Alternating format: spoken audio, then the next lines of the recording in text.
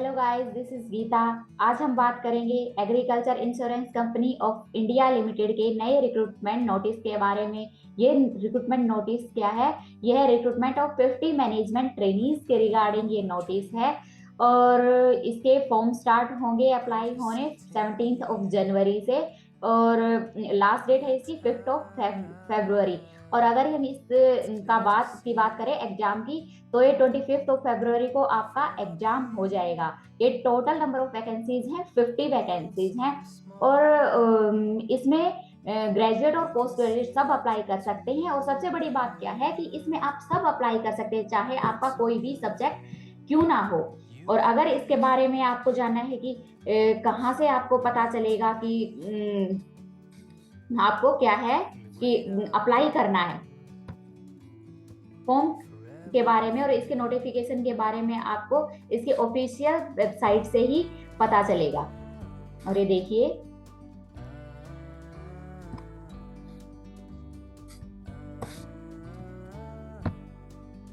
पहले हम जाते हैं जब agriculture insurance company of India limited की हम वेबसाइट ऑफिशियल वेबसाइट पे जाएंगे। देन हम क्लिक करेंगे रिक्रूटमेंट ऑफ 50 मैनेजमेंट ट्रेनीज के ऊपर। उसके बाद हमारे सामने ये ओपन होके आएगा, नोटिफिकेशन ओपन होके आ गया हमारे सामने।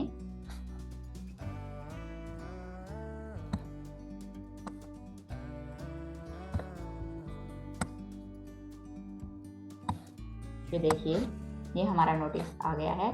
ये क्या है? Agriculture insurance company of India limited का नोटिफिकेशन है। इसमें रिक्रूटमेंट ऑफ 50 मैनेजमेंट ट्रेनीज के रिगार्डिंग है। इसमें 50 हैं पोस्ट हैं, टोटल नंबर ऑफ पोस्ट। और ये सेंट्रल जॉब है, ऑल इंडिया में कोई भी कहीं से भी किसी भी स्टेट से आप रिलेटेड हो सब इसमें अप्लाई कर सकते हैं। और आप किसी भी सब्जेक्ट से ग्रेजुएट हो और पोस्ट ग्रेजुएट हो, सबके लिए ये सब एलिजिबल है इसके लिए। लेकिन हाँ, आपकी जो ग्रेजुएट और पोस्ट ग्रेजुएट है वो कंप्लीटेड होनी चाहिए, जिससे भी आप अप्लाई करने चाहते हो 1 ऑफ जनवरी से पहले। कि आपके पास मार्कशीट होनी चाहिए या उसकी डिग्री कुछ भी हो आपके पास होनी चाहिए। और आपकी ग्रेजुएशन एक रिकॉग्नाइज्ड यूनिवर्सिटी या कॉलेज से होनी चाहिए, अदरवाइज आप अप्लाई नहीं कर पाओगे। इसका मतलब आपकी डिग्री वैलिड होनी चाहिए। और अब इसका रजिस्ट्रेशन के बारे में बात करेंगे, कब से स्टार्ट है? तो 17 ऑफ जनवरी 2023 से 5 ऑफ फरवरी 2023 तक आप अप्लाई कर सकते हैं। और फिर इसकी एग्जामिनेशन डेट भी ऑलरेडी मेंशन है इसी नोटिफिकेशन के अंदर, जो क्या है कि 25 ऑफ फरवरी को आपका एग्जाम हो जाएगा। और इसमें टोटल नंबर ऑफ वैकेंसीज की बात करें तो ये है 50 वैकेंसीज है। एससी की आपकी 9 है, एसटी की 4 है, ओबीसी की 12 है, ईडब्ल्यूएस वाले 6 हैं और अनरिजर्व्ड कैटेगरीज मतलब जनरल के लिए 19 है। पीडब्ल्यूबीडी के लिए 2 वैकेंसीज हैं इसमें। और अगर अब हम बात करते हैं इसके बारे में कि सर्विस कंडीशंस, ये आपके कहीं भी आपकी पोस्ट स्टार्टिंग में जो आपकी ज्वाइनिंग है कहीं भी आ सकती है ऑल ओवर इंडिया। क्योंकि आप जानते हो सेंट्रल लेवल जॉब में आपको इंडिया के अंदर कहीं भी जॉब मिलेगी। स्टार्टिंग प्रोबेशनल पीरियड होता है, उसके दौरान कहीं भी आपको मिलेगी। लेकिन जब ट्रांसफर आता है उस दौरान आपके एरिया में जहां भी उसकी ब्रांच होगी कंपनी की, तो वहां आपको ट्रांसफर मिल जाएगा इसकी। और एजुकेशनल क्वालिफिकेशन की बात करें तो ग्रेजुएट और पोस्ट ग्रेजुएट दोनों अप्लाई कर सकते हैं। और graduate in art, science, commerce, agriculture, horticulture, ये जो भी मैनेजमेंट, स्टैटिस्टिक्स जिसमें भी आपने ग्रेजुएट किया हो, पोस्ट ग्रेजुएट हो, सब अप्लाई कर सकते हैं।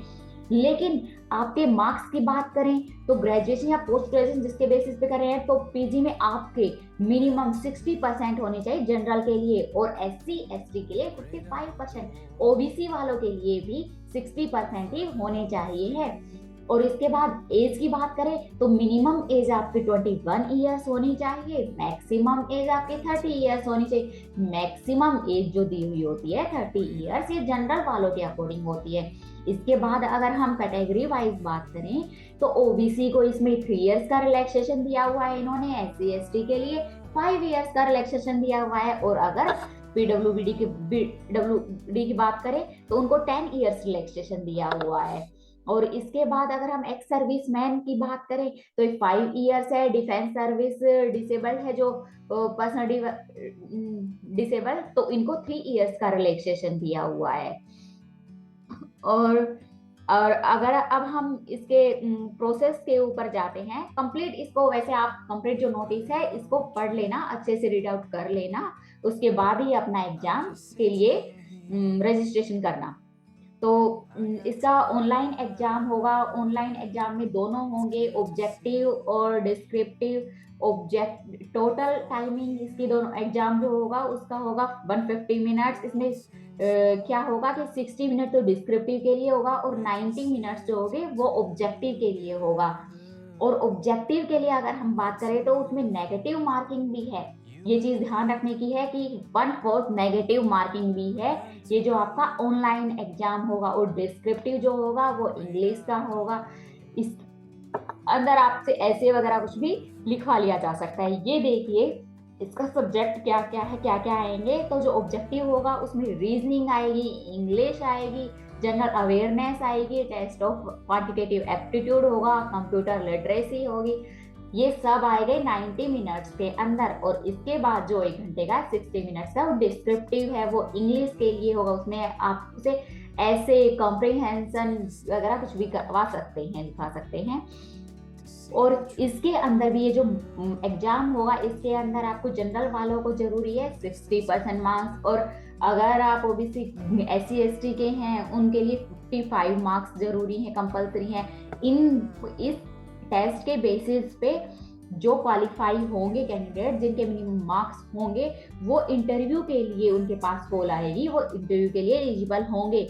लेकिन जो आपकी कट ऑफ डिसाइड होगी, फाइनल आपका सिलेक्शन होगा, वो आफ्टर इंटरव्यू ही होगा। उनके बेसिस पे आपका फाइनल लिस्ट लगेगी। और उसके बाद क्या होगा कि DV होगा, डॉक्यूमेंट वेरिफिकेशन। उसके बाद जो आपकी फाइनल लिस्ट लगेगी उसमें उसके अकॉर्डिंग आप सिलेक्टेड कैंडिडेट्स की लिस्ट लगेगी। उसके बाद में आपको एक नॉर्मल सा एकदम कैजुअल सा मेडिकल टेस्ट होगा आपका।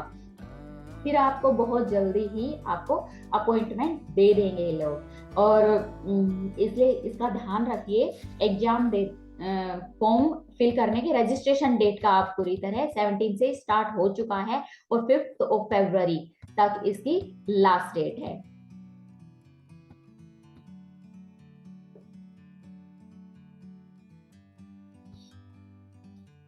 Then thank you. Thanks to watch this video. Thanks a lot.